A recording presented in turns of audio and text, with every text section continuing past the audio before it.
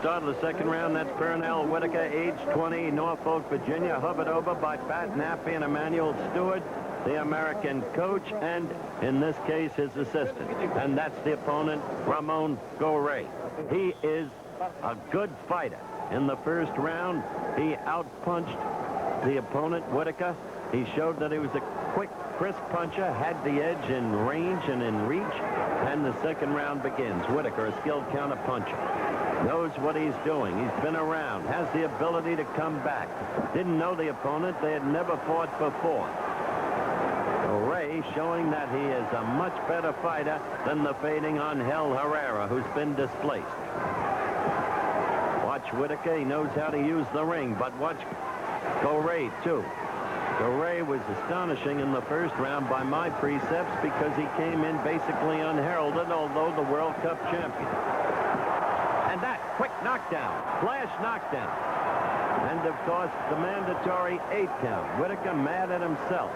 Whitaker has some problems with balance. He showed that in a fight last December in Reno when the U.S. won against Cuba in a dual meet, but he came back to win that. Remember, in Olympic scoring, a knockdown counts no more than a score, an ordinary clean punch. No more than that by the precepts of Olympic scoring.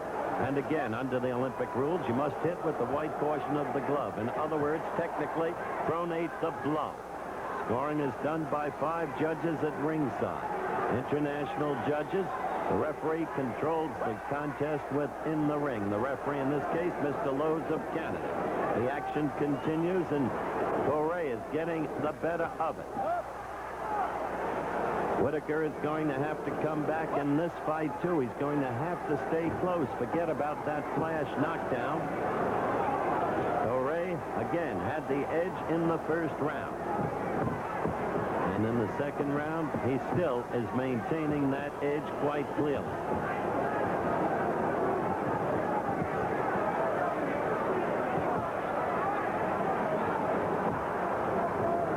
One of the things I like about Pernell Whitaker is his ability to keep his poise and learn about the opponent, though he was just off balance there and almost went down again.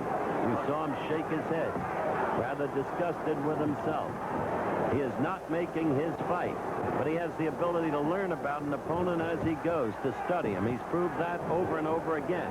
That's why he became the world champion back in 1982. Trying to get in with his left, but you saw Goire using his left. Like this kid Goire. Like the way he maintains position. I like the crispness of his punches. They're quick, they're sharp. There's no pawing by Goire. As we have seen, he has the ability to floor the opponent, to hurt, and to knockout punch. Whitaker is having trouble getting to him. There's no question about it. Quick exchange there. We approach the end of the round. The bell for round 3. Pernell Whitaker against Ramon Goire of Cuba. Whitaker, the defending world champion, but in deep trouble. The first 2 rounds won, I think, by Ramon Goire. It will take a tremendous comeback effort by the poised Whitaker if he is to rescue this fight. Referee, Mr. Lowe's from Canada. The judges are from Venezuela, Italy, Korea, Puerto Rico, and the Philippine Islands. Goire attacking quickly. And a caution from Mr. Lowe's to Whitaker about an apparent butt, though it wasn't visible to this reporter. Whitaker trying to go to the stomach and then up, getting in some left. Whitaker well aware that he must have a tremendous round. And he is beginning to work effectively to the stomach. Told you Whitaker's the kind of fighter who can come on, study the opponent during the course of a fight. And it looks to me he may be doing exactly that at this point in time. Third round action. But it will take a tremendous comeback, in my view, by Whitaker to have any chance at rescuing this decision. He's got Goire slowed up now. He was against the ropes, and he wasn't moving the way he moved in the first 2 rounds. Whitaker, look at him go down to the midsection, then up with the right. Started with the left to the belly. Lowe separates.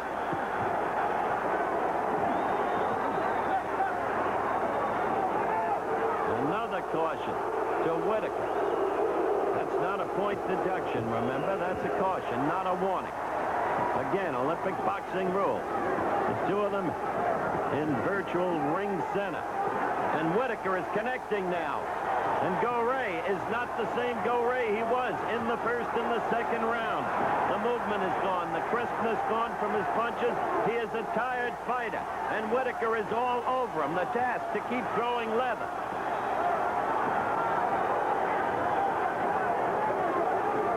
Goire getting very little behind what punches he is throwing. Whitaker, a superb counter punch.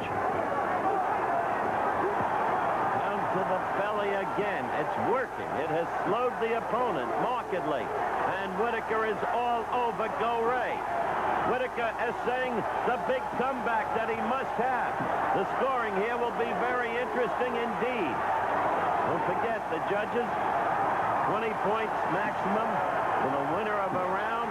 And after that, it's discretionary by the judges. It takes a super effort ever to gain a 3-point edge in a round.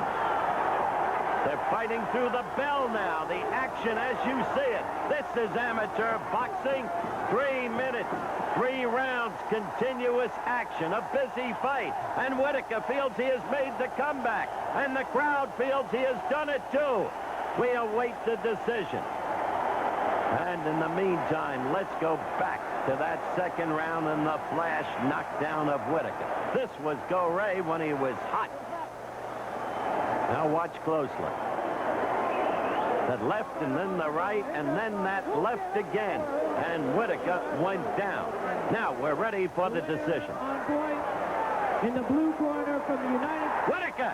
Whitaker came back. They must have given him an extra point margin in order for him to come back and beat Goire, who apparently was well in command after the first 2 rounds. But Pernell Whitaker retains his world amateur lightweight championship.